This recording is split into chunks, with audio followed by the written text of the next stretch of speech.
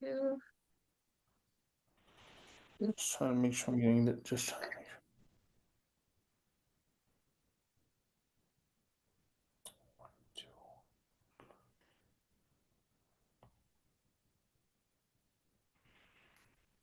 Yeah, I think. Yeah, I'm talking to a few people I'm talking to YouTube um, customer support.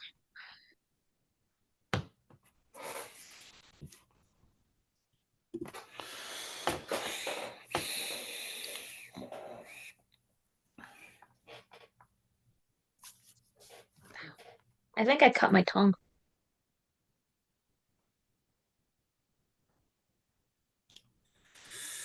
Let's see.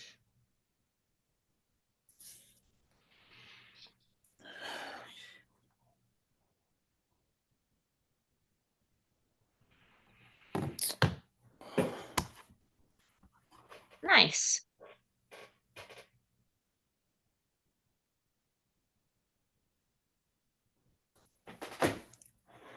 Oh, you got what I sent?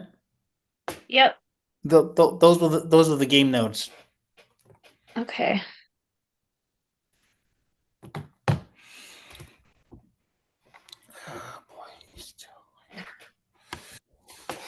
I wish I could add Sam to this thing. Oh, wait.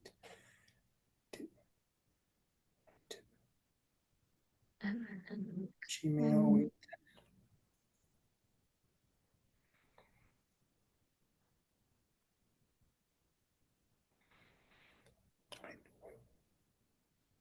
Did you include Sam when you sent out when that message was sent out when I got? Let's see. Oh yeah, Ken's the organizer. Chuck. Oh, let's see, So it forward. says 4 people, Richard, Ken, and then I don't have the other 2 numbers in my phone Oh, for the text message. Chuck is one. Chuck is one. Yeah, because I see it says Ken, Chuck, Sam H. Include attachments. Let's see, forward.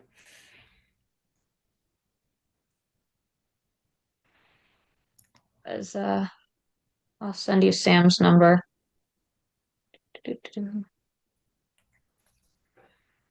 Sam's number is a 703 number. Oh, Yeah. So I'll send you that. yes, yes. This is Sam's number. Thank you. Yeah.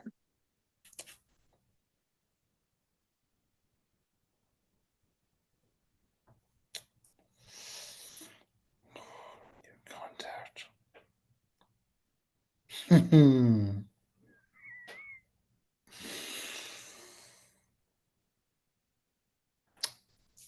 Yep. And now we.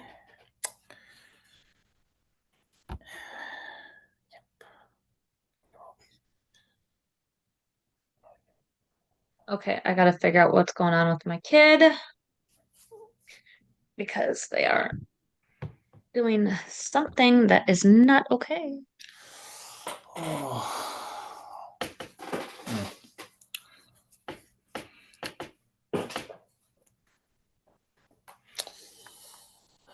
And this is what you know if I can't. That's me. Let's see. Let's see.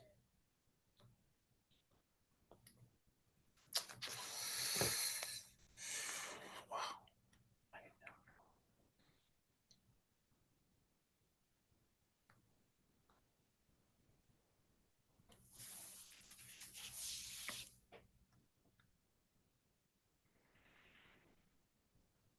এখন আমাকে ওটিতে নিয়ে যাওয়া হবে।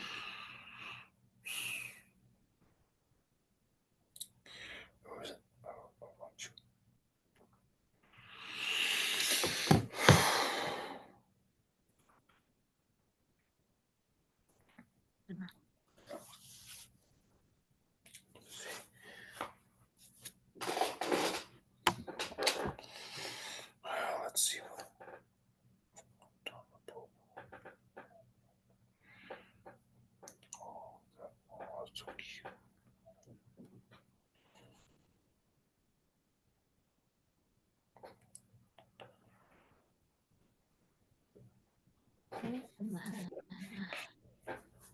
Other one.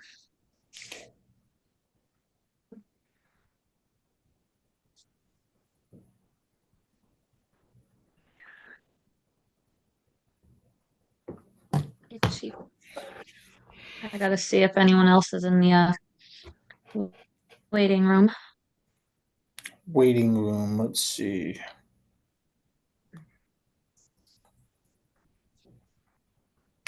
Doesn't look like anyone's in the waiting room.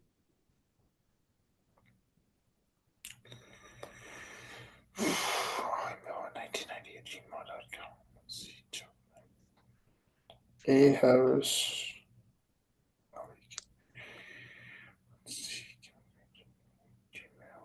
Chuck, me, you, Jack, Chuck, me, Ken, Sam,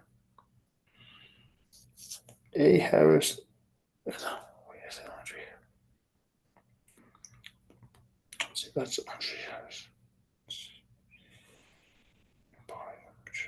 Yes. No, I don't. I always want this to be. Now what? Let's see.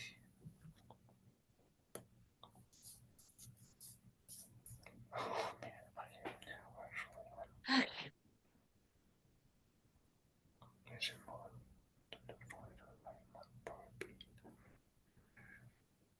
Let's see. Wow.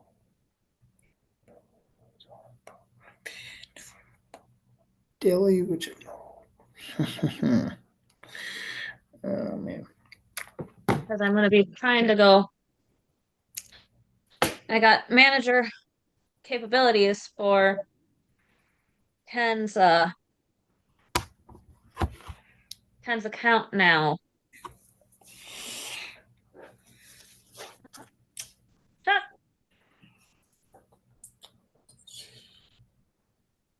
Hey Chuck. Hey Chuck. Richard, good to see you. Good to see you. All right. Yeah, let me get my video on. They can actually see me. There we go. Hey Chuck. Nice. How you doing? Um, I got home good. Good. Okay. All right.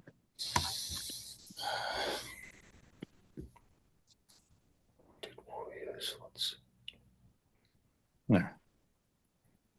Chuck. Let's Yep. see.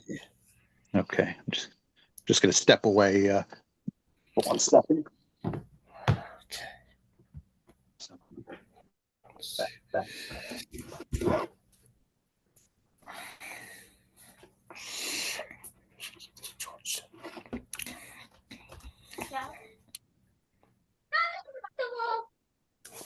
All right. Hi, baby. I'm a baby.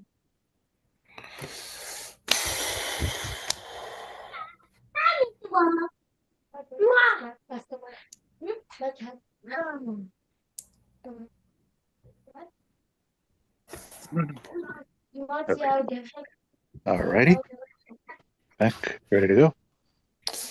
There we go. All right. Hey Chuck. Hey.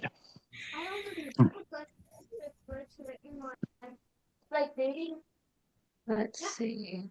All All right. right. So far, it's just us. Yep. I'm trying to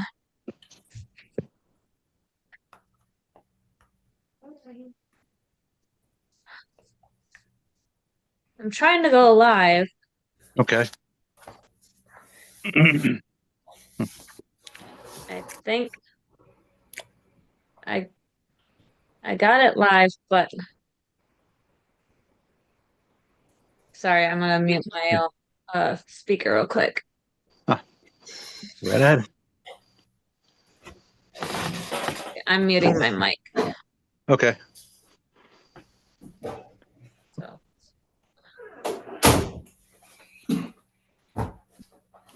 let's see.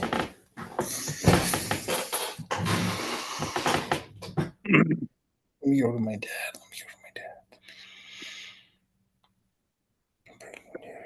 Excuse me.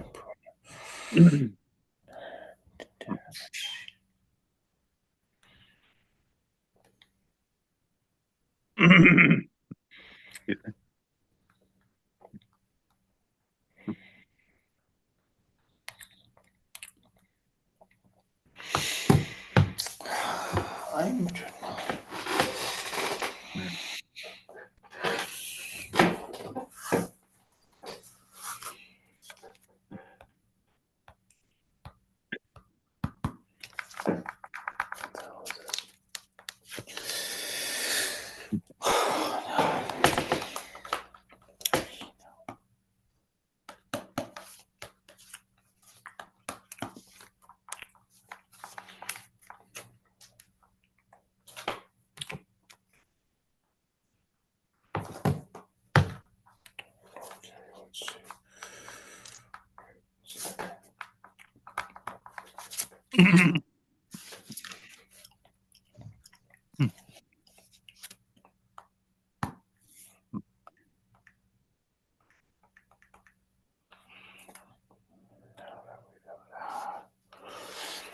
now we got all that done.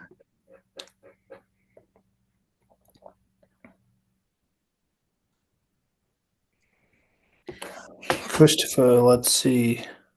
Yep, Sam is now in. All right. Achoo! Bless you. Thank you. They don't know that. Hey, Sam. Hi, Richter. Hey, Sam. Yeah. All right.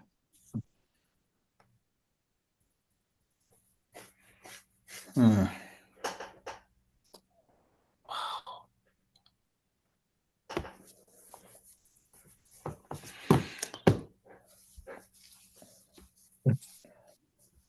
Did we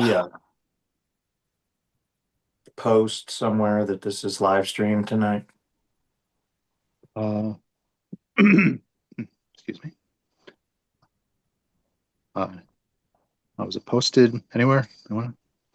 Not yet. I'm trying to figure out via YouTube. Ah, Oh, okay. Stephanie's trying to figure that out. Good I'm stuff. trying. all right. I'm talking Stephanie's to trying to figure customer it out. service. So give me minutes. That's fine.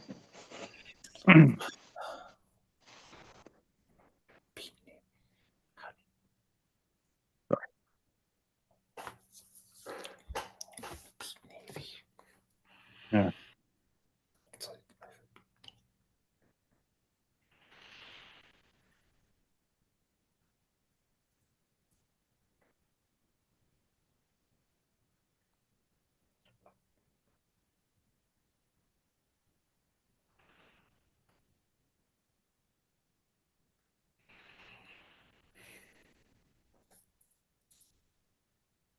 Who else is on?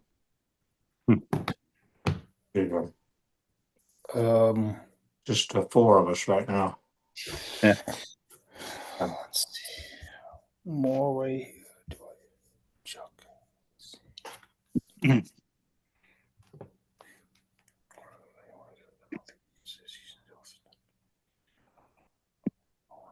Okay. Okay.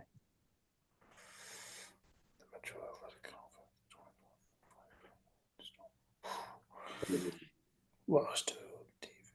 Well,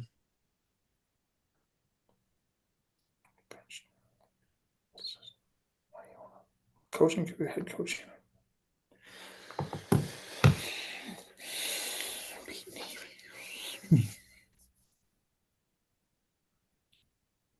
Okay.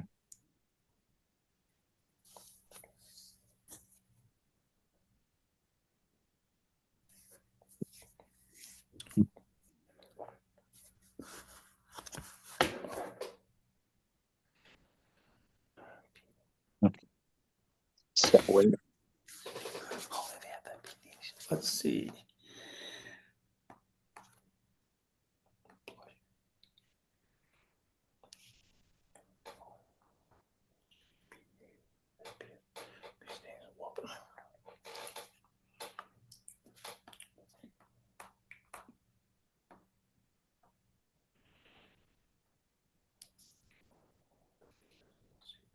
5 games. Let's see.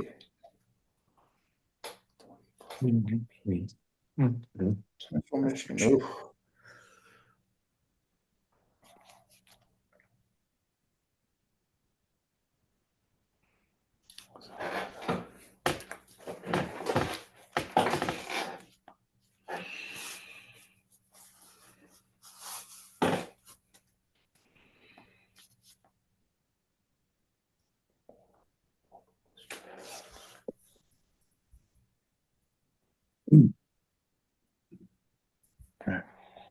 Is it actually in college football? Is that even football? Let's see. Sports. Is there football? Is there football tonight? Football. Oh. 7:30.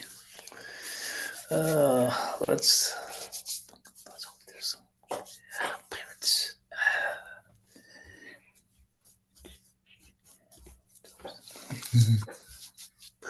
Pirates. That'll be the one. Should I go? Can they some gold? Black Knights. General. Triple A. Let's see. No substitute.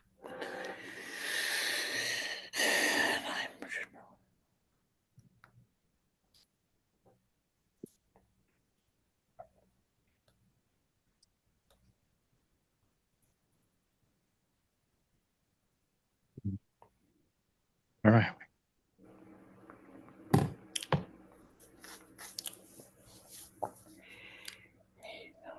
Meeting is now being streamed on YouTube.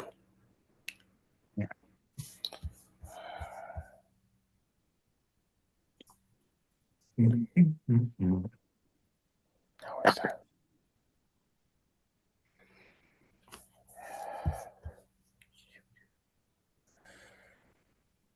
We just lost Stephanie.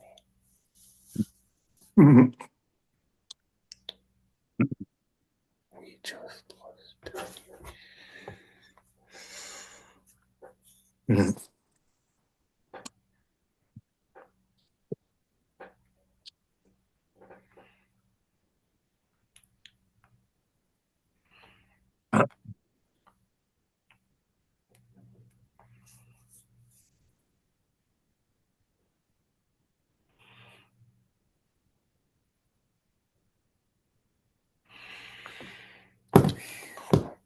Chuck, I think we just lost Stephanie. Yeah, I thought so. Yeah, it's Noticed. now just the 3 of us. Yeah. Yeah, not sure what happened there. Let's see. 8:30. Let's see. Yeah. You might have gotten a call from Ken. I don't know. Yeah, that's possible. Let's see. Let's see what we have this meeting. Let's see.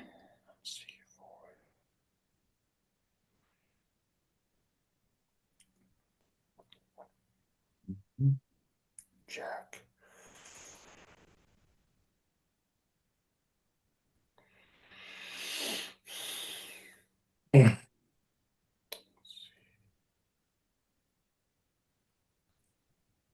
Oh, let's see.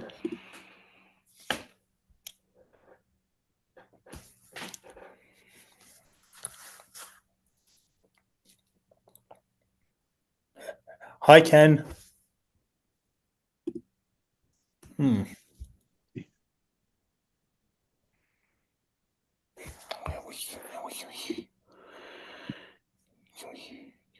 Let's see. Can we hear Get him? you Oh, invite. Hey, welcome back. Let me see. Okay, KG crates or at Gmail.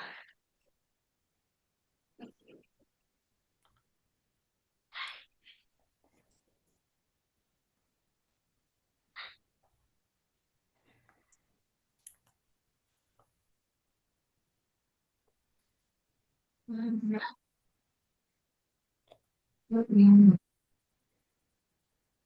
it.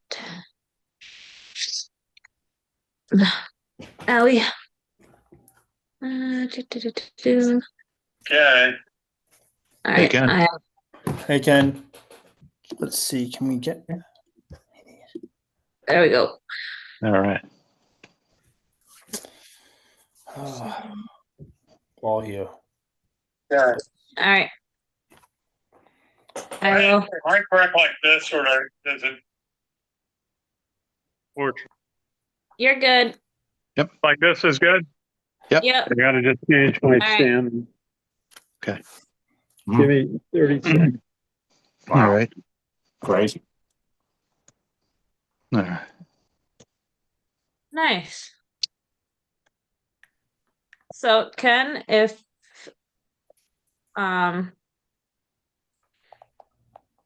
let's see.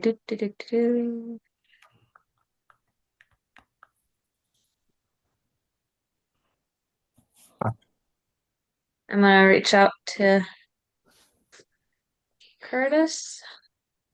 Your call has been forwarded to voicemail. And Mhm. what about Jack? Jack joining us tonight? Yes. I did invite him. Oh, he's probably gonna make it.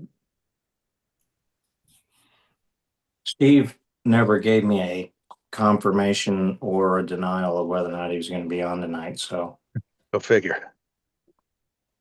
Curtis just said he can't make it because he had an emergency. So, Oh, Okay. it happens. But all right, We you have ready? Chuck. Did you All have, right. did you invite Chuck? Chuck was, I'm yeah, here. Chuck's there. Chuck's Okay. there. Yep. Okay. Okay, so we're not going live. We're just going to edit it. So, Okay. so you're going to hit record. Stephanie, just give me 1, 2, 3, record. 1, 2, 3. And this Ken Kreitzer for Cam. That's media. Another edition of our Army Football Huddle. Black Knights coming off a loss to North Texas. We'll travel for a Thursday night game at East Carolina in North Carolina. And I'm at West Point. We just covered practice. Team looked sharp. Talked a little bit with Coach Munkin. He talked about the challenges of a short work week to prepare the team. But let's introduce our participants tonight. We've got Chuck Donegan, our field reporter last week out on Long Island. Chuck, how are you? Pretty good, Ken, though still smarting a bit from Saturday's painful loss. I'll tell you that. Yeah, it was a painful loss, but the team showed a lot of resiliency with a strong comeback to tie the game Absolutely. in the fourth quarter. Yeah. Okay, glad you're with us. And To be here. let's see, we have Richard Miller in West Palm Beach, Florida. Richard, how are you? Very well, Ken. Tough game. Now on to this game against East Carolina. Hopefully That's bouncing right. back with the win.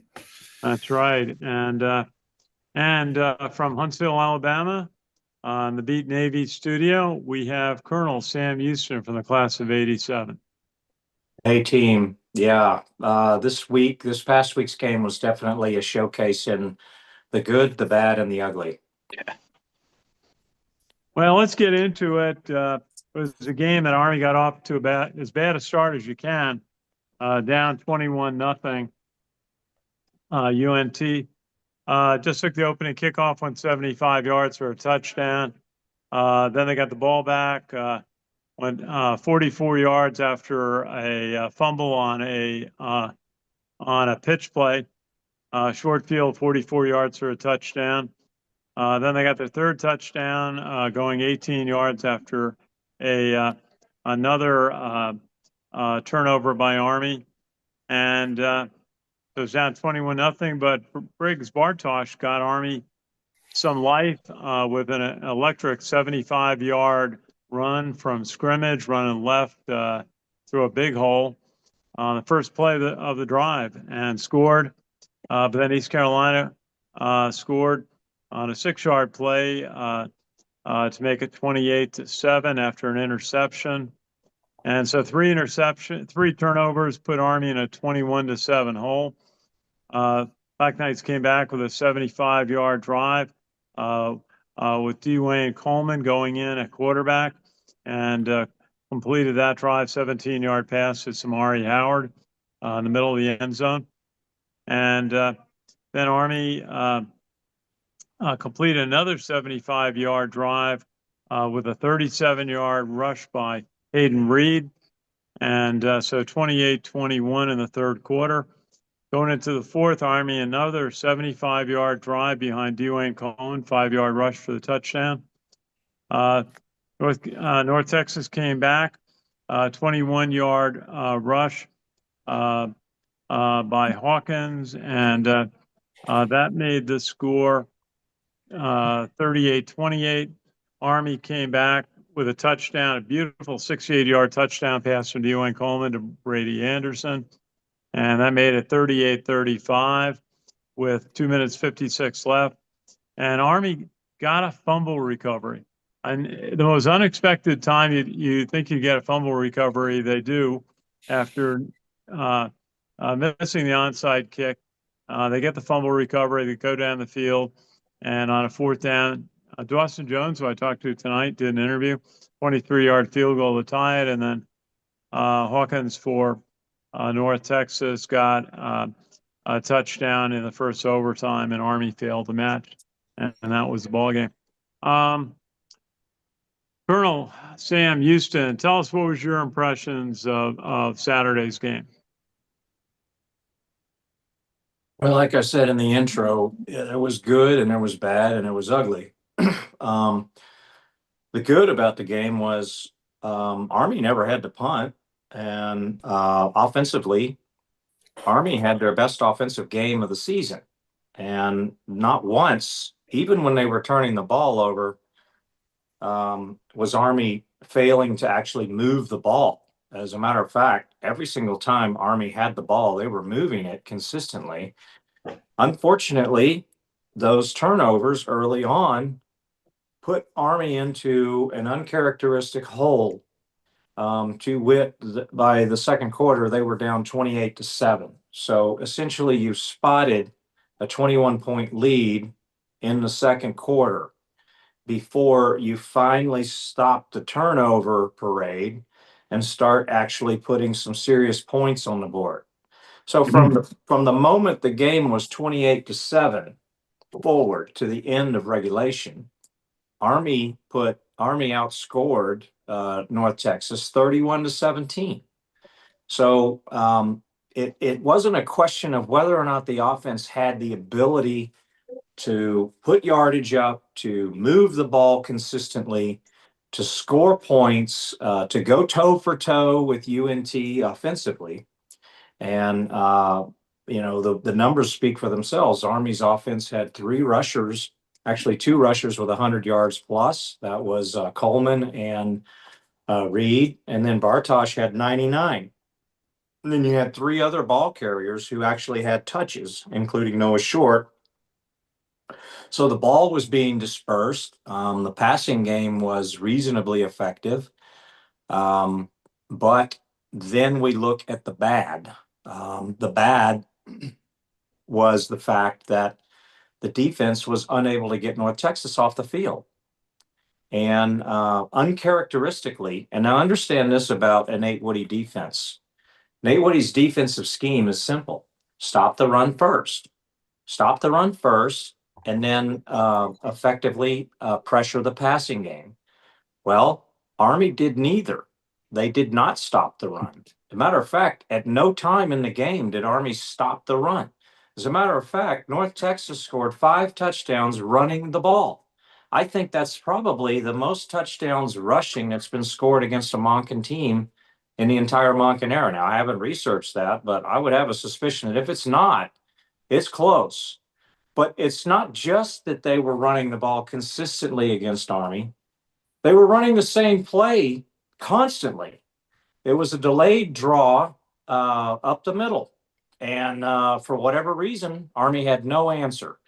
And my assessment of why that was is because Army's defense had no control of the line of scrimmage. They were getting pushed around. Blockers were already blocking at the second level on Army's linebackers and defensive backs, and the runners were already 5 yards downfield before they were even hit the first time. Here comes the next bad, tackling. Kansas State game was a clinic on tackling. I think Monken mentioned in the post game from the Kansas State game a stunning statistic that throughout the game, Army had only missed 3 tackles. I think Army missed at least 3 tackles on every play against North Texas. It was ridiculous. A North Texas ball carrier, whether they received a pass or they were rushing the ball, would make first contact, probably 3 or 4 yards down the field, and they would gain at least 4 or 5 more yards before they were finally brought to the ground. And it was extremely frustrating. And it was extremely uncharacteristic of a Nate Woody coach defense. And I'm not sure what the issue was with tackling, but maybe it was just because of the bye week. The players, maybe they had a little bit of a hangover. They weren't ready. They lost some momentum from Kansas State. Maybe they didn't take North Texas seriously. I don't think it was that. But they never, ever really got control of North Texas's offensive scheme. And North Texas seemed to be one step ahead of them on almost every single play. It was almost as though the North Texas offensive coordinator was in Nate Woody's head. And it was very unfortunate. Now, that being said, Army did make some plays when they needed to. You pointed out the fumble that was caused with just under 3 minutes to go in the game. After a failed onside kick, literally at that point, Army had used all of their timeouts. All North Texas had to do was get a first down, and they could have run the clock out. But first contact, I think Andon Thomas made the hit, and Caleb Fortner made the recovery, and Army's back in business. And this is where I got confused.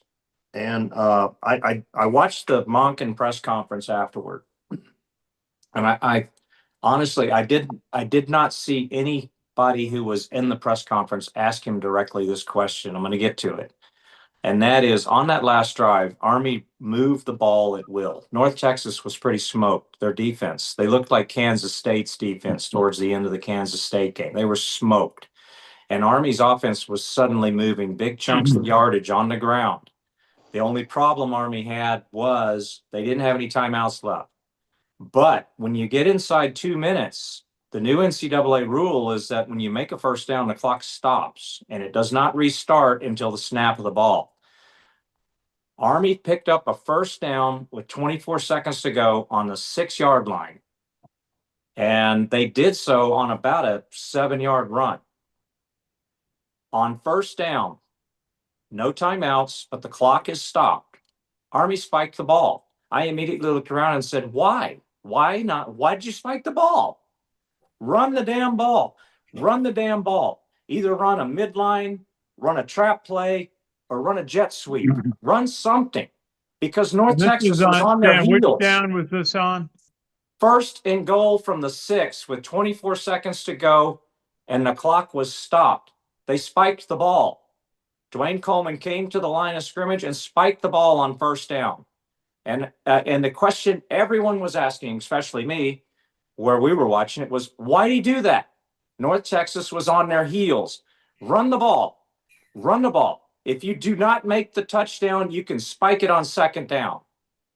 But I bet you're going to be in better position. If you didn't score on that first down play, you're going to be in better position to get the ball in the end zone because you're going to be a lot closer to the goal line. So I don't know. That was a baffling call. We saw what happened. Army then passed the ball on 2 consecutive plays. One of those was a very nice defensive play that tipped the ball.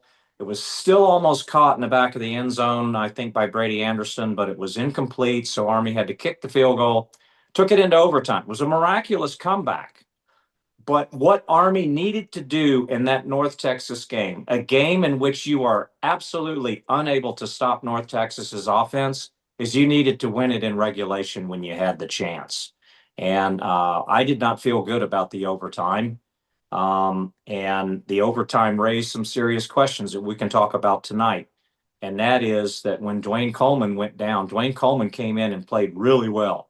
and made a lot of great reads and was running the ball really well. But his durability came into question again, and he got hurt picking up a first down in overtime. And Well, he got a cramp. well, he still had to come out, and he didn't go back in. Yeah, he was So- down on the ground for about a minute. I talked to him. It's a, I don't know if it's similar. The injury that he had in the Tarleton State game was a little more serious, but I don't know. The it bottom happened. line, though, is that when Cale Helms came in, I don't fault Cale Helms for the first and second down being loss of yardage plays. I fault the blocking. North Texas had a linebacker running free on the interior on both of those plays, untouched. And as it would have expected, tackle for loss. It wouldn't have mattered who was playing quarterback on those plays; they would have been tackle for loss. And it Yeah, put that Cale was Helms on in a the 2nd and 11 at the 15-yard line. Helms got sacked, loss of 4 by Wazlowski. But boy, that guy came in. You're right. He was unblocked. well on And first down. Helms was blocked for a 1 yard loss. The guy who tackled him came in unblocked up the middle, straight up the middle, unblocked. Well, yeah, those 2 plays did not run well. Starting out at 1st and 10 at the 14, and then only getting down to being faced with a 4th and 5 at the 9. And talking to Cody Worley on the 4th and 5 play, he would have preferred Helms had held on the ball a little longer, and let the play develop a little bit more, see if something opened up. He thought he passed a little bit early in that situation, but you're right. They had a chance to win it in regulation and missed it, and just couldn't keep the momentum. And in the overtime, especially getting 1st and 10 on the 14, just couldn't get. They did a rush for a 1 yard loss, rush, sack, 4 yard loss. Helms ran for 10-yard gain, and then setting up the 4th and 5. Yep. So it's disappointing. The challenge was that they got the 21-0 hole. Definitely. Cale had a real struggling game. He had the pitch out that went awry. He fumbled one. I mean, even on television, I could see he just had one hand on the ball. Yeah. And then the interception. The defender was right there to step in front and Yeah. grab it.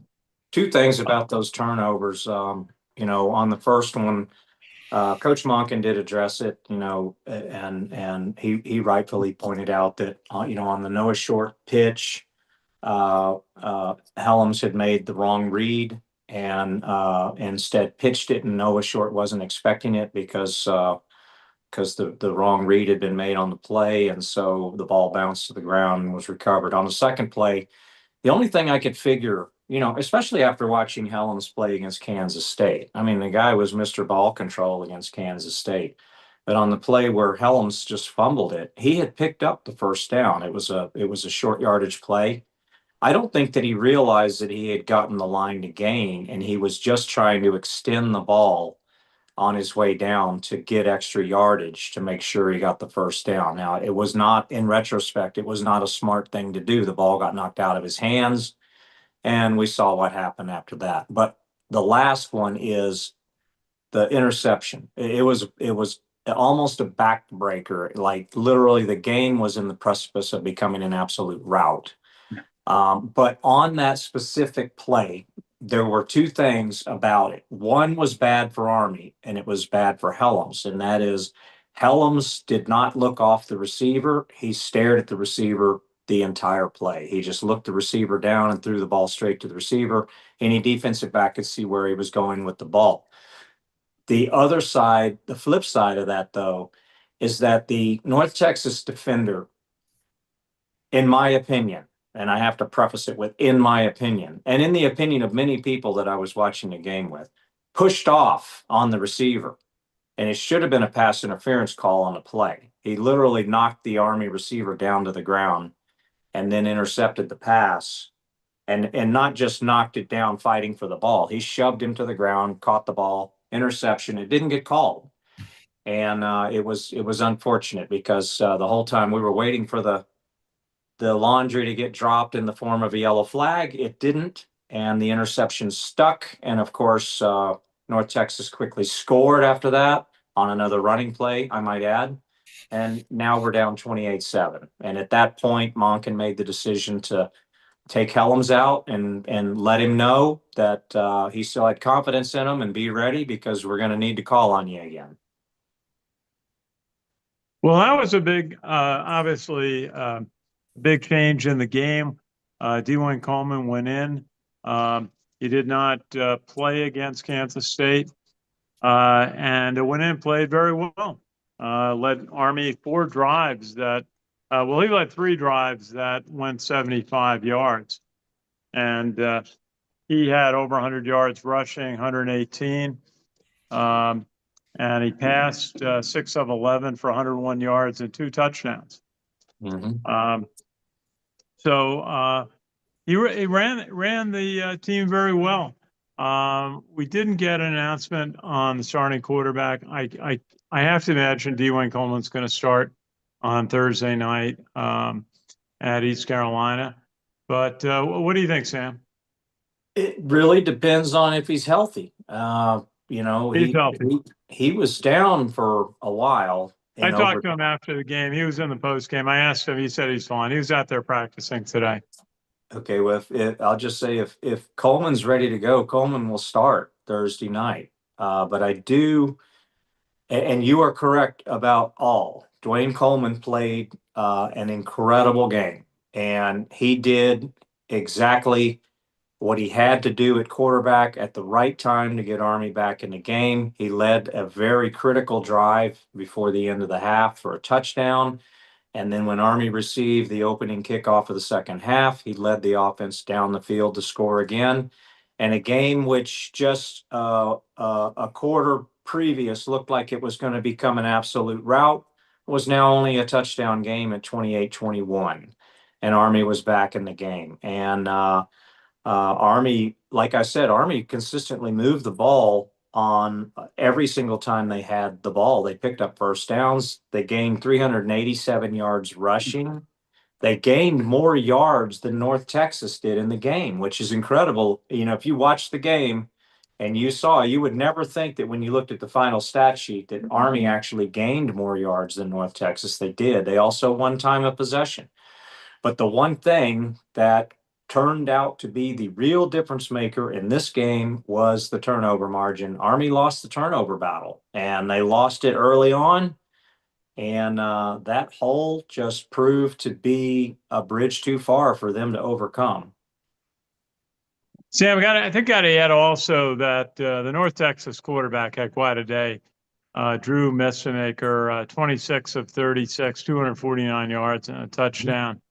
And receiving Miles Coleman, 11 catches for them. Army defense, I thought, was struggling on pass defense. They weren't getting much pressure. And early in the game, North Texas was passing pretty effectively. Yeah. Well, So I'll say I talked with Nate Woody today, and he said, what he said was interesting. He said you got to see if the quarterback is getting rid of the ball in 2 seconds or more. If it's more, then you should really emphasize pass rush. If he's getting it off quick, then you got to be back in pass defense. yeah. And so that's a challenge. Yeah. Army doesn't have overwhelming defensive linemen. No. But they're working on Caleb Fortner. Caleb Fortner is the go-to guy to get in the backfield and make a defensive play for a sack or a tackle for loss. Yeah, well, it's a real problem. I'll just talk about that for a second. Yeah. The biggest reason Nestemeyer had a big game was because Army couldn't stop the run. The reason Williams from Kansas State did not have a big game was because Army was stopping the run. When you do not control the line of scrimmage on defense, when you are not dictating and beating the offensive line and the blockers, then what happens is you now have offensive linemen that are blocking at the second level. Second level means that these offensive linemen are blocking the linebackers and the defensive backs, which means ball carriers are going to be 5 yards downfield before they make first contact.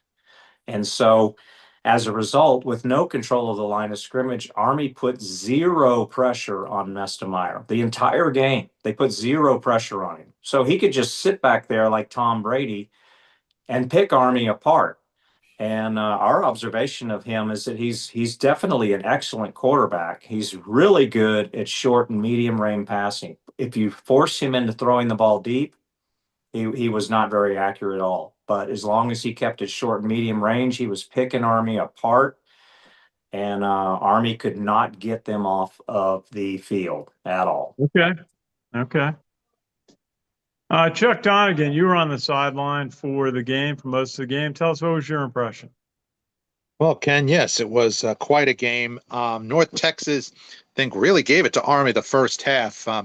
No doubt bolstered by that standout performance by Caleb Hawkins for the Mean Green. So they really got ahead in the first half. I think they were starting to turn a tide in the second half, where, they made a valiant effort to come from behind, force the game into overtime. I was hoping they might put it away then, but it didn't happen. It's still an exciting, hard-fought contest, and I certainly hope they'll get them next time. Yeah, yeah. Richard Miller, what was your view watching the game from Florida? Well, let's see. My takeaway would be first off, you had to finish it off in regulation. I don't think if Army got in overtime, I thought, Army was just not going to be able to win. I mean, a valiant comeback, but I mean, in tight situations, finish it up. Try to win the game in regulation, because if it goes to overtime, it kind of gets a little bit more dicey. So I thought if Army was able to finish it off in regulation, they would have been able to win. But I unfortunately, think Coach Monken would agree with you 100% there, Richard. He was saying, they had their chance yeah. in a regulation And, and couldn't punch it in. also to reference that play that Sam was talking about the spiking of the ball in that situation, that was certainly one of the factors of the game. Yeah, Coach Monken, actually, we had a side conversation with Coach Monken, and they were really on top of that. And they were looking at what happens if you spike it there versus if you run the play, and trying to make sure they had 4 downs to work with, given they only had about 24 seconds left and no timeouts. Okay, now Richard, why don't you quickly take us through what were some of the 5 big games that stood out to you last week in college football? Okay, some of the 5 biggest games that stood out to me in college football. Okay, from this week on the college football scoreboard, Georgia Tech defeated Clemson 24-21. Clemson is number 12 in the country. They are 1-2 on the season. Number 13, Oklahoma 42-3 over Temple. Oklahoma improves to 3-0 on the season. Let's see. You also have, number 2, Penn State 52-6 over Villanova. Penn State is now 3-0 on the season. By the way, is this by the way? I think that's 2 weeks ago, Richard. I think you're looking at 2 weeks ago, Richard. Thank you. Okay, so let's see, week 5. Oh yeah, week 4. There you Yes, go. we're on week 4 right now. Okay, as we still just trying to get to that. Okay, let's see. We have Chuck. We'll let you have a second, Richard. Chuck, do you have the games last week in the American Athletic Conference? Yeah, I have quite a few of them right here, Ken. There were a few close contests, some not so much. One of them was the Florida State-Kent State contest. Turned out to be no contest. Florida State claiming a 66-10 victory. Yeah, meanwhile, had a similar situation in the Ole Miss versus Tulane game. 45-10 victory for Ole Miss. Yeah, very close in the Michigan-Nebraska game. 30-27 Michigan victory. Yeah, that was definitely one for the ages. And kind of had a battle of the bayou, you might say, with Southeast Louisiana taking on LSU. Ended with a 56-10 LSU victory. Okay, so anything else in the American Athletic Conference, Chuck? Let's see, we have here. Also had BYU East Carolina 34-13 for BYU. Okay, obviously we're watching that one. I think And some standout games from the American Athletic Conference are as follows. Memphis beat Arkansas at Arkansas, and this is really important to take note of. Arkansas, of course, is a very big SEC team, a big SEC program. Memphis forced a fumble late in the game as Arkansas was driving for what could have been a game-winning field goal, and Memphis ran the clock out and won the game. But I think that the game that really caught everyone's attention was Tulsa beating Oklahoma State in Stillwater on Friday night, and I watched that game, and it was pretty fabulous. And the residual out of that game is the fact that 20-year head coach of Oklahoma State, Mike Gundy, he of Mullet, was fired. He was released today. He got his walking papers today. So Oklahoma State is now a coaching vacancy. And then Steve Shalhoub last week told us all, hey, pay attention last Thursday night to the Rice-Charlotte game, big AAC matchup of at least one team that Army was going to face this season. And Rice, who now runs a derivative option football, they defeated Charlotte, and they looked pretty good in the process. And Rice just happens to be who Navy is playing this Saturday. And then Chuck did mention the Tulane Ole Miss game, which was another game that Steve Shalhoub was telling us to pay attention to this past weekend to get an idea. If Tulane hung with Ole Miss, it would really bode very difficult for the rest of the AAC to look at Tulane as not being the cream of the crop. Unfortunately, Tulane got ran off the field, which I was actually surprised by that myself. Okay, Ken. Yeah, Chuck. Richard, go ahead. Okay, I've got it up now. Some scores this week for this Saturday, September 20th. Number 12, Texas Tech, 34-10 over Utah. UAB losing 56-24. UAB losing 56-24 to number 15 Tennessee. Number 8, Florida State, 66-10 over Kent State. Oregon, 41-7 over Oregon State, number 6 in the country. And finally, number 7, Oklahoma, 24-17 over Auburn. Okay, Controversial call, controversial play in that Oklahoma-Auburn game. Oklahoma scored their game-winning touchdown, pulling an Army lonesome men type of play, which is now illegal in NCAA. They had a wide receiver who stood along the sideline in the field of play while Oklahoma was in huddle, and Auburn did not even pay attention to the fact the guy was still on the field. And then when the ball was snapped, he ran uncovered into the end zone for the winning touchdown. Well, Sam, I vividly remember Tyson Riley doing that in the Navy game up in Foxborough at the end of the first half. Yeah, What but the difference what are with you that, saying the ruling is the on that? difference with that play was that, let me just make sure I point out the difference in that play is that Army went to the huddle. Tyson Riley was in the huddle, and he went up and lined up as wide receiver before the ball was snapped. Navy had confusion on the defense trying to get into position when the ball was snapped. And as it was, they did not have a guy who ran out to cover Tyson Riley. So that's a big difference. What Oklahoma did is they had 10 men in the huddle while the wide receiver stood along the sideline the entire time. He didn't go to the huddle. And my understanding of the rules is that's illegal, but it didn't get called, and he didn't get covered, and he scored a touchdown, and that turned out to be the difference in the game. And I bring it up because Sam, what if he didn't do a huddle? Well, if it's a no huddle offense, that's different. Because the quarterback is calling plays from the audible. But if you go into huddle, all the players have got to go into the huddle. Because what happens is you notice how when a referee will call timeout, do a official timeout to make sure that the offense and defense can substitute, right? Well, in this case, this would have been a situation where the offense was making it appear as though they had 11 people on the field in the huddle, and they didn't. And, for all intents and purposes, it looked like the wide receiver had left the game. So it was a trick play that was either bending or breaking the rules pretty badly, but it stood because it didn't get called. But I noticed that there's a big controversy right now that SEC officiating has already protested that game and said that the play should be null and that Oklahoma should forfeit for having run an illegal play. It's not going to happen, but that's what came about. So, and of course, I'm here in Okay. Alabama, where you're either an Auburn fan or an Alabama fan. So it's a big controversy down here.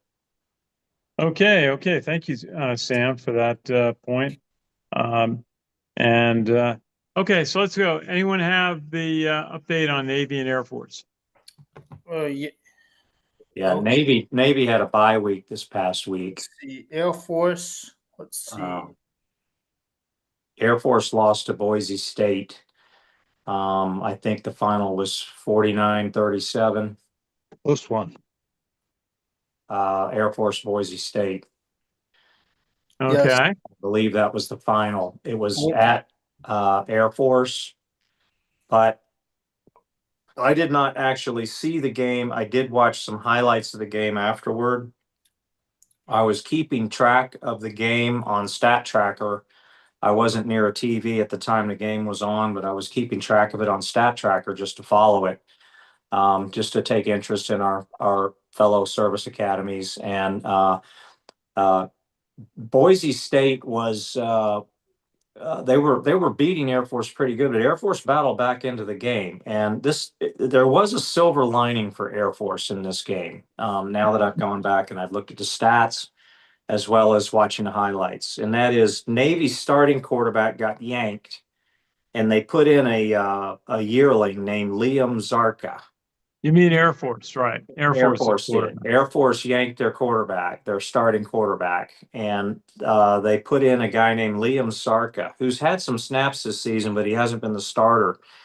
The guy turned into Air Force's equivalent of Horvath. I mean, he literally lit up Boise State for 246 yards passing and 110 yards rushing.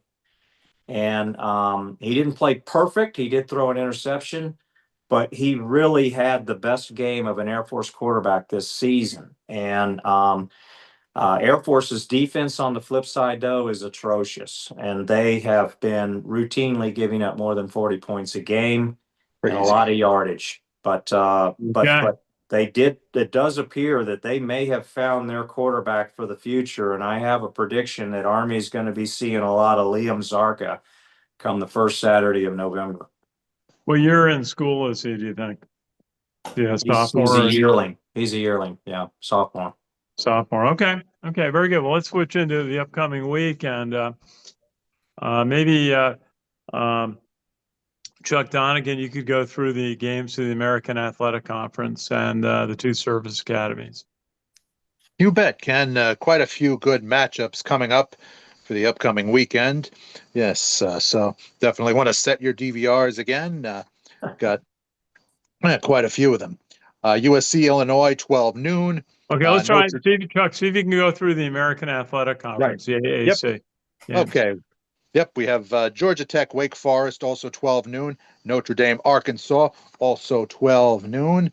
Looking ahead, Ohio State, Washington, 3:30. LSU, Ole Miss, also 3:30. Indiana, Iowa, 3:30.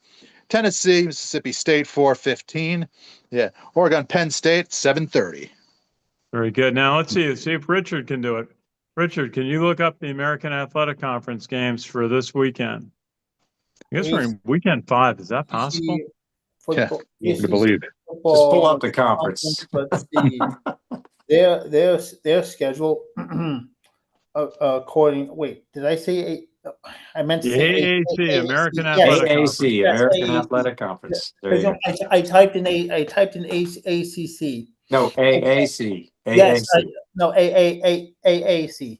Yeah, Army is going to be at East Carolina. That will be 7:30 on Thursday. South Alabama will be taking on North Texas. That will be a 12 noon start. Rice will be at Navy. That will be at a 3:30 game. Also, Tulane and Tulsa. That's a 4 o'clock game. Florida Atlantic and Memphis 7 o'clock to 7 o'clock at night. Let's see. You also have Charlotte taking on South Florida. That will be Oh, actually, that will be next week. So I think that, let's see, are there any other college football conference schedule? I know Okay, that's very good. yeah. I think those are actually the only 4 games. Okay, and where are Navy and Air Force playing this week? Navy's playing Rice at Navy. And Okay. Air Force is playing Hawaii at Air Force. Oh, okay. Okay, very good. Okay, very good. Sam, what are your thoughts on what Army's going to have to do against East Carolina short week? Woody said he's going to keep it simple, let the team play fast and let them play. What do they have to do? And and your thought on the quarterback situation? Sure. Well, bottom line, what do they have to do? They have to win. And how do they do that? Well, first, no turnovers. Second, limit penalties and mistakes. Third, on offense, control the line of scrimmage, control time of possession, score touchdowns, not field goals, maintain ball discipline, ball awareness, and keep East Carolina's defense on their heels for all 4 quarters. On defense, stop the run. First, stop the run and stop the run and stop the run.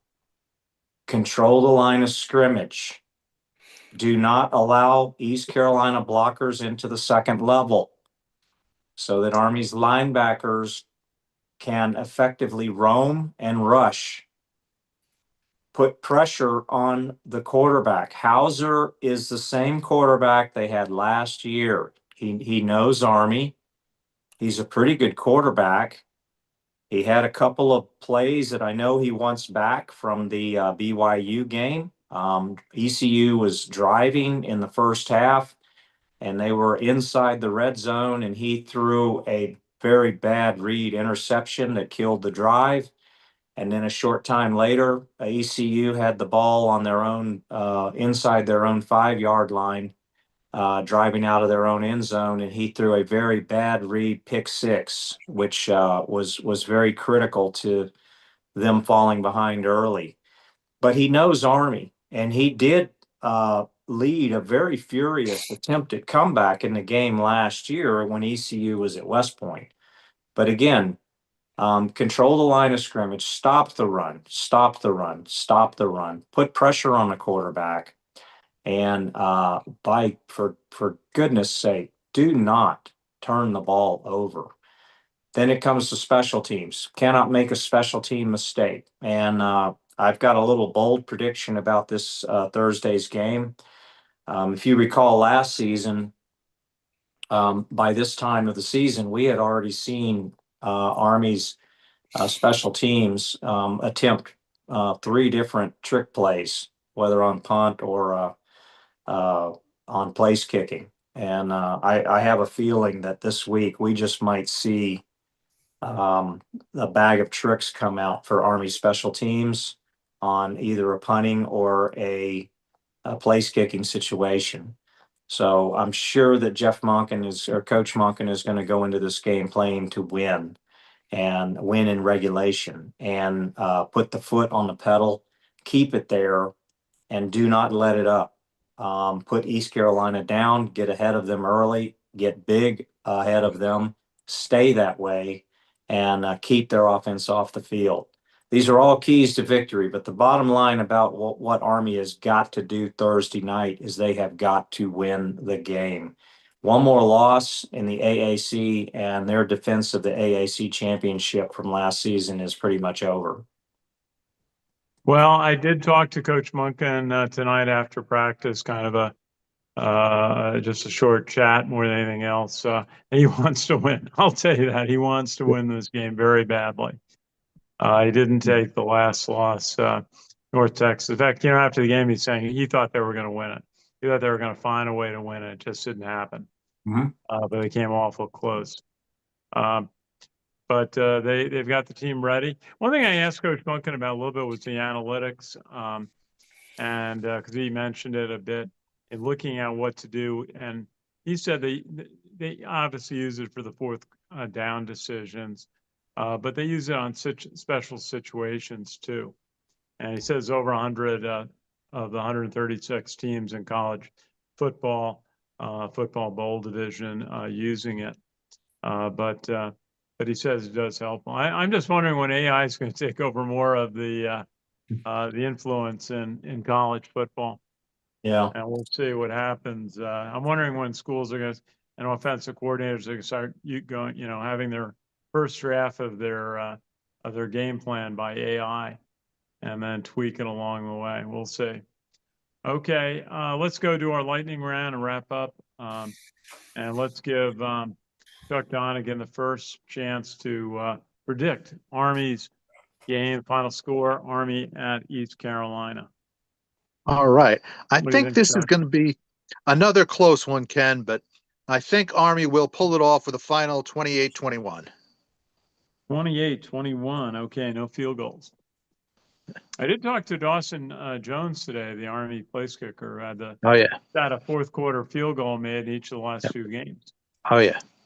Clutch would be the word. In fact, Yep. we have the interview up on a Twitter account. Okay, and let's go to Richard Miller. I'm going to go Army 28-21. Same score. No, don't worry about the kicking game. Army's going to pull a win here. Okay, so you're going to split the winnings with Chuck. Yeah. Okay. Okay, and let's go. Do we have Stephanie on board, able to pipe in? Yeah. So unfortunately, as much as I want Army to win, a lot of it is not in their favor, especially if we start to play just like we did for the first game. I don't want to predict it, but I'm predicting North Carolina, East Carolina winning. I don't think it's going to be a huge margin, kind of like going into overtime with the first game and the last game. But there has to be a lot of changes. So I'm thinking it's going to be like a 3-point game between roughly around Chuck's and Richard's score, but I think it's going to be 3 points, not down to a field goal or Okay, and a touchdown. we need a score. Stephanie, we need a score. 21-24. So it's going to be East Carolina 24 and Army 21. Unfortunately, I am hoping wrong because I love our team, but Okay, there's a lot. You're being honest. Being honest. Okay. Let's go to Sam Houston, class of 87. What you're thinking, Colonel? First, I can completely understand where Stephanie's coming from, given the performance, the on-field performance of this year's Army team. Army has had 2 quarters this season where they've had meltdowns. The fourth quarter of the Tarleton State game, where they committed 3 turnovers and let Tarleton State tie the ball game up. And the first quarter of the North Texas game this past weekend. And as it turns out, Army lost both of those games in either overtime or double overtime. But if you look at the record of those 2 teams right now, the combined record of Tarleton State and North Texas is 9-0. So these are undefeated teams. So Army did not have meltdowns against teams that are mediocre. And when they had the opportunity to go into a Big 12 home field, they played the game of their lives. And it all throughout this season, Army has shown flashes of how good they can be. And at times they've played 4 quarters as the team that they can be, a la Kansas State. I personally believe that Kansas State, albeit their record, is a better team than East Carolina. And the Army team definitely has confidence to believe they can go into East Carolina and win. So I don't think that there's a jitters factor going on here. But in the Monken era, Monken's number one emphasis on offensive play is ball security. And the two games where they have committed 6 turnovers combined is unheard of in the last 8 years of Monken football. It just is unheard of. And I can guarantee you that in the past few days of practice, Army has had their ball carriers and their quarterbacks and their receivers getting back to the basics on ball security. I do not think that Army is going to turn the ball over this coming Thursday night. And this is very important to my prediction. Likewise, the defense got embarrassed by North Texas, absolutely embarrassed. They got torched. They got torched at every aspect of the game, and they know they did. But they know that they can beat any team thanks to what happened against Kansas State and the fact that they did battle their way back into the North Texas game and had a chance to win in the end. So all that being said, East Carolina does not have any more time to prepare for this game than Army did. East Carolina has not had a bye week. East Carolina did not have a bye for this game. East Carolina played a later game on Saturday than Army. They played a very tough BYU team that hit them pretty hard and roughed them up pretty good. They're going to come with pride, but so is Army. And I don't know for sure. We'll know Thursday night definitely who walks out to be the starting quarterback. But regardless of who starts at quarterback, I do believe Army is going to be locked in for 4 quarters, and Army is going to win the game. I do predict a trick play at some point from special teams, so watch for it. But I believe Army is going to be locked in, ready to play. East Carolina is who's going to be turning the ball over. Army is not going to get down early. They're not. If they do get down, they're not going to get down by 21 points like they did against North Texas. And Army's going to win the game. And I believe that the final score is going to be Army 35 and East Carolina 24. 35-24 from Colonel Sam Houston. Okay, thank you, Colonel. Yeah, boy, East Carolina, they were so upset at their performance here at Mikey Stadium last year. Their coach got fired the next week, and an interim coach came in, Blake Harrell. He led them to 5 wins the rest of the year, including a bowl win over North Carolina, which was pretty good for them. North Carolina State. Oh, was it North Carolina State? Yes, okay. It was. Yep. Okay. So he's got them playing well. They, as you said, Sam, they lost to North Carolina State in the opening game, beat Campbell, beat Coastal Carolina decidedly 38-0. Yeah. And then lost, as you said, 34-13 to BYU at home. A lot of it's going to depend on kind of like which Army team appears. Is it the one that played against Kansas State or the one that struggled against North Texas? Part of that's the quarterback. I think Dwayne Coleman's going to get the start. And I think he's over whatever happened in the opening game against Charlton. I think he's learned from that, is going to make sure that doesn't happen again. So I think Army could be led very effectively. Briggs Bartow is running the ball well. Hayden Reed, Dwayne Coleman's passing the ball well, and you got another big player at wide receiver in Brady Anderson. We all knew about Noah Short going into the season, but now you got Brady Anderson, and he's forces the defense to take Army's passing game seriously. We talked a little bit with Brady Small this week. He's all set. He's a rock of Gibraltar in the middle. So I think Army's going to prevail as well. I think they desperately want to win. And they're good at playing on the road.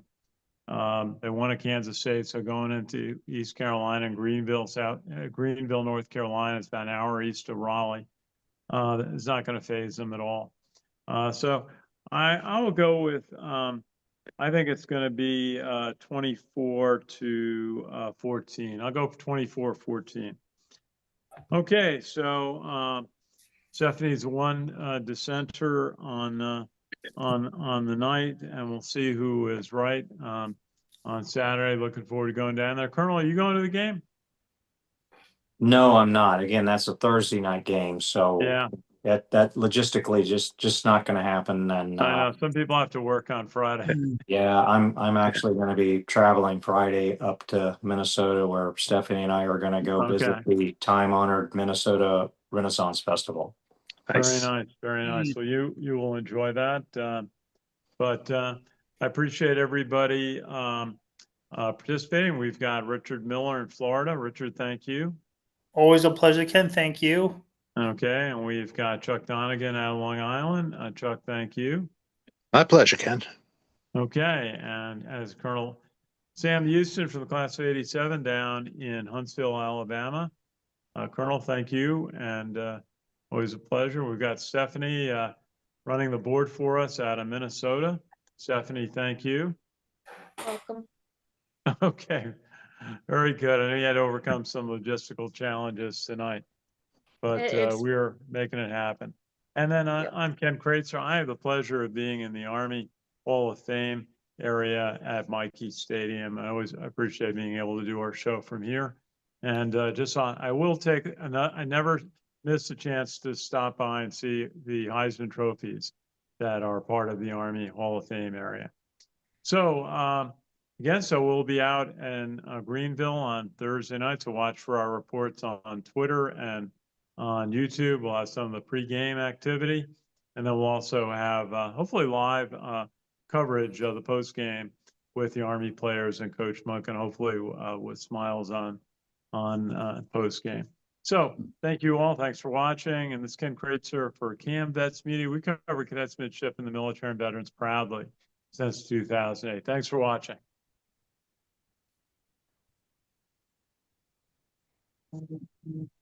Yay. All right. Okay, thanks all. That's about an hour. Like, I don't know. I think it was probably less than an hour because we started a little late, but Yep. Okay, well, Hopefully- that's okay. Hopefully next week we can go live All right. because Yeah. I'm kind of still working through, and then my computer shut down before I was able to talk to the person more. man. But we should be able to go live next week. Yeah, Okay. You're doing an Okay. awesome job, Steph. Oh, yeah. Awesome. Okay, Absolutely. we'll have film and maybe with film clips from the week because we'll have the post game up on YouTube Yeah. and maybe well, yeah. So that would be hopefully that's always good if you can get a few of the clips from the players and Coach Monk, and even just get like a minute of each. It's good. And Or since, one player and Coach Monk. And since the game is Thursday, I have plenty of time to pull the videos from the interviews for the post game and everything, and see how to do, like, where to insert it or not insert it, but what clip kind of we want to use, and then we'll be able to go from there for it. Okay, very good. And Ken, just so you know, I will be at the actually after East Carolina, I will be at the next 3 games. I'll be at the Alabama Birmingham game in Birmingham. I'll be at the Charlotte game at West Point because that's also the Sprint reunion weekend. And Okay. and Stephanie and I will be at the Tulane game in New Orleans. That's the CIC Donor Appreciation Weekend. Okay. So looking forward to that. And then Stephanie and I will be back up at West Point for the Temple game. And my So kid will be with too for that one. yeah. So we'll be looking forward to a good time then as well. It's also Stephanie's birthday weekend that weekend. I go and we're celebrating my birthday because we're playing on my actual birthday. Yeah, they are. Okay. Yeah. And yes, So we gotta Stephanie celebrate with a win. absolutely cannot pick Yes. a temple that week because it's her Oh, birthday. We gotta celebrate with a win Yes. on that one. Boy, and The early day, my first years covering Army football 15 years ago, boy, Temple was really tough back then. Yeah. They used to come in and just roll through. Oh my And God. that's different. Yeah. I remember going to I was home on R&R from one of those deployments, and I happened to make my way down to West Point for a home game, and it was against Temple. And I swear to God, it was like, I don't know, it must have been like 35-0 at halftime. It was so bad. Well, Sam, I vividly remember being at the link for an Army Temple game in, about 2012 or so. And it was getting out of hand early. And you're calling in from Iraq or Afghanistan, wherever you were, with comments on Facebook.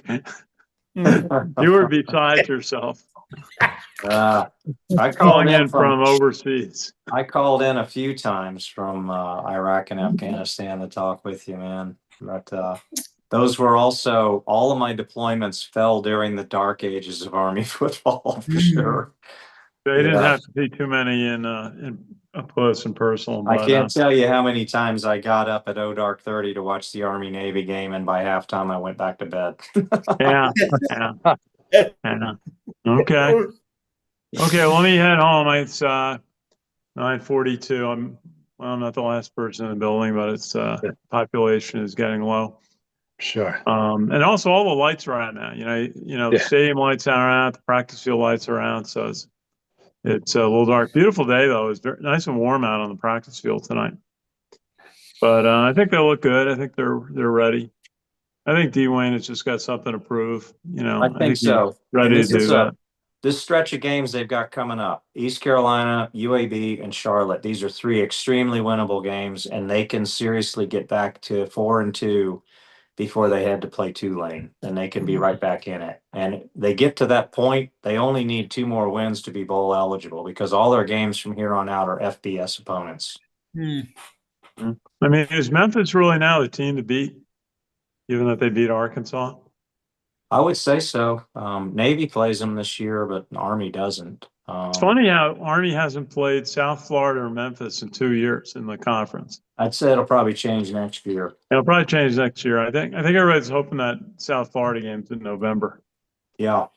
But okay, well, let you guys go. Let me go, and we'll talk soon. Okay, thank you, Stephanie. Yep. Have a good night, you guys. Thanks, Have a Steph. good night. Take care, all.